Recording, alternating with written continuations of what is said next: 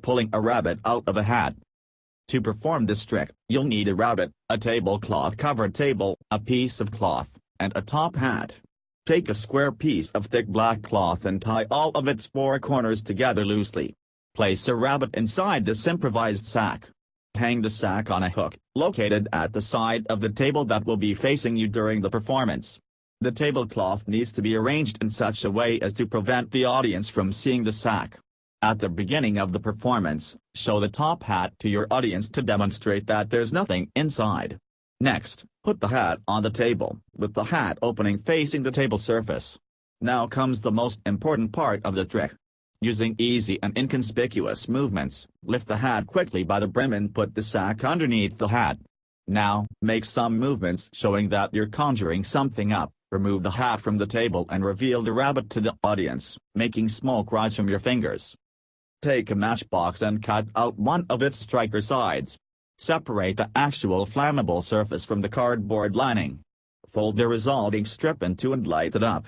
Let the strip burn, then discard it and collect the residue produced by the burning. This white phosphorus residue is what you'll need to perform the trick. Slowly rub it onto your thumb and index fingers. Now all you need to do is to rub your fingers together to make them smoke. After the performance is over, don't forget to wash your hands, bending a spoon. To successfully perform this trick, you first need to hide a small silver coin in the palm of your hand. When you're ready to bend the spoon, hold the coin in such a way that only the tip of it is visible. Place the coin on top of the spoon's handle so that it will look as though you are simply holding the spoon. Press the oval end of the spoon against the table and try to make an impression of putting a lot of effort into bending the spoon. As you're doing this, let the handle drop from the back of your hand. As the tip of the coin will still be showing, it will look like the spoon is actually starting to bend, making a person levitate. At the start of this spectacular trick, the magician's assistant, usually a girl wearing a long dress, lies down on a table. As she does this, she makes sure that the folds of her dress fall right down to the floor, concealing the space directly beneath the table. The illusionist then proceeds to make her levitate above the table.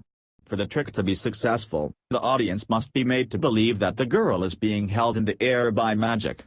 In reality, the effect is achieved by means of a special lifting mechanism.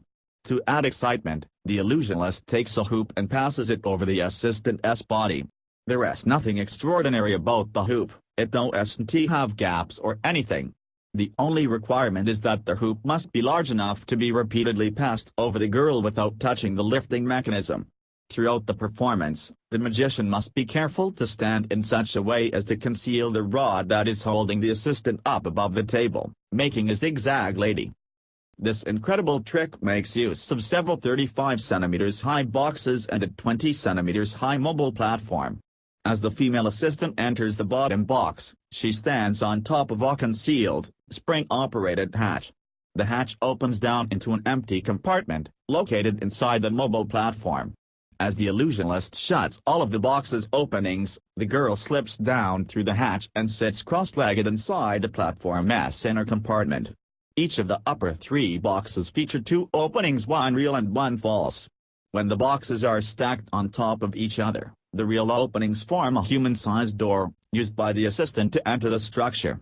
On the other hand, the false openings are designed to reveal niches only about 5 cm deep. Located inside each of those niches are mannequin parts, which correspond to various parts of the real girl's torso and sport the segments of the same outfit the real assistant is wearing. As the performance commences, the illusionist takes down each of the upper three boxes in turn and shuffles them around. This is done to confuse the audience. When the illusionist finally proceeds to open the boxes, the audience sees a mixed-up version of the assistant's torso. Of course, we're talking about mere mannequin parts, located inside false openings.